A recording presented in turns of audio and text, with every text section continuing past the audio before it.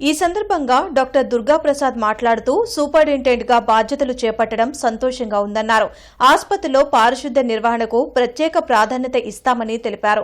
Nursing సిబ్బంది కొరతను అధిగమించేందుకు చర్యలు తీసుకుంటామని, అవసరమైన సిబ్బంది పెంపుపై ప్రభుత్వ దృష్టికి తీసుకువెళ్తామని చెప్పారు. ఆసుపత్రిలో ఇన్ఫెక్షన్ కంట్రోల్ వ్యవస్థను మరింత బలోపేతం చేస్తానని, రోగులకు మెరుగైన వైద్య సేవలు అందించేందుకు అన్ని విభాగాల్లో సిబ్బంది పెంపునకు కృషి చేస్తామని పేర్కొన్నారు. అలాగే ఓపీ సేవలను డిజిటలైజ్ చేసే దిశగా ప్రత్యేక యాప్ని అందుబాటులోకి తీసుకొస్తామని చెప్పారు.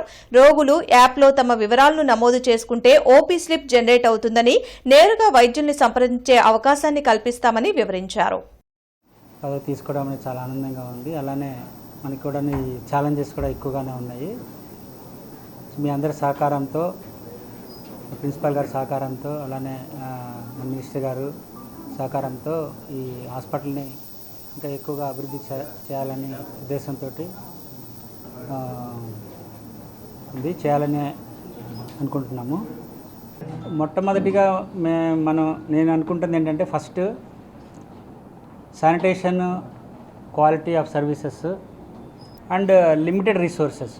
సో బెడ్ స్ట్రెంత్ మనకు వచ్చేటువంటి ఇన్ఫ్లోకి తక్కువగా ఉంది, బెడ్ స్ట్రెంత్ తక్కువగా ఉంది. అలానే మనకున్న infrastructure, man power, nursing staff, మెయిన్గా నర్సింగ్ స్టాఫ్, తర్వాత జీడీఎల్ జనరల్ డ్యూటీ అటెండెన్స్ చాలా తక్కువగా ఉన్నారు. పేషెంట్ని ట్రాన్స్పోర్ట్ చేయడానికి కానీ, అలానే ఈ పోస్ట్ ఆపరేటివ్ కేర్ కానీ, నర్సింగ్ కేర్ కానీ మనకి చాలా షార్టేజ్ ఉందన్నమాట.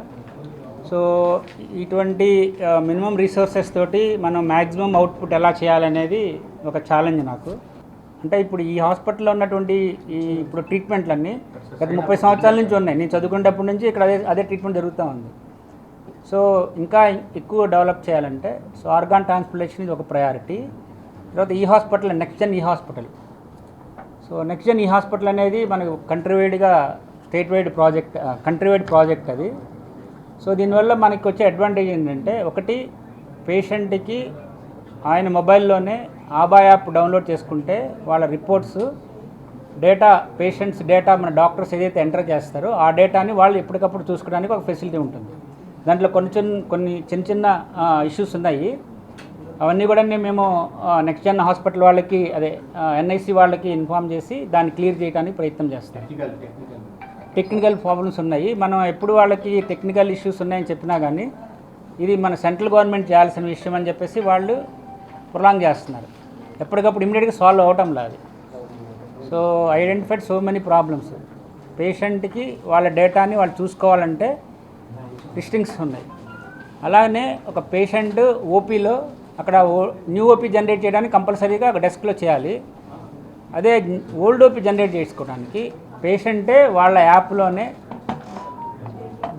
వాళ్ళ యాప్లోనే అపాయింట్మెంట్ తీసుకొని డైరెక్ట్గా అదే డిపార్ట్మెంట్కి వెళ్ళిపోవచ్చు. ఫర్ ఎగ్జాంపుల్ ఇప్పుడు మాకు ఆంకాలజీ ఉంది, లేదా న్యూరాలజీ ఉంది, వాళ్ళు ఆల్రెడీ క్రానిక్ పేషెంట్స్ ఉంటారు. అంటే రెగ్యులర్గా వచ్చేవాళ్ళే, బీపీ, షుగర్ ఇవి చూసుకోవడానికి ఉంది, రెగ్యులర్గా వచ్చేవాళ్ళే ఉంటారు.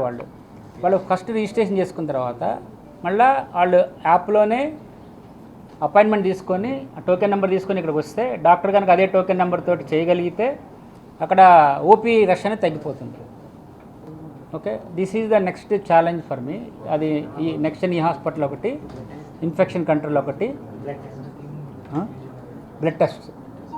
సో బ్లడ్ టెస్ట్ కూడా ఇప్పటివరకు కూడా 2 o'clock వరకే చేస్తున్నారు. రిపీటెడ్గా మాకు కంప్లైంట్స్ వస్తున్నాయి బ్లడ్ టెస్ట్లు చేయాలని. దాన్ని 24 hours ల్యాబ్ని రియల్గా 24 hours చేసేదానికి ప్రయత్నం చేస్తాము. దీంట్లో కొన్ని ఇష్యూస్ ఏమున్నాయంటే, మ్యాన్ పవర్ ఒకటి ఉంది.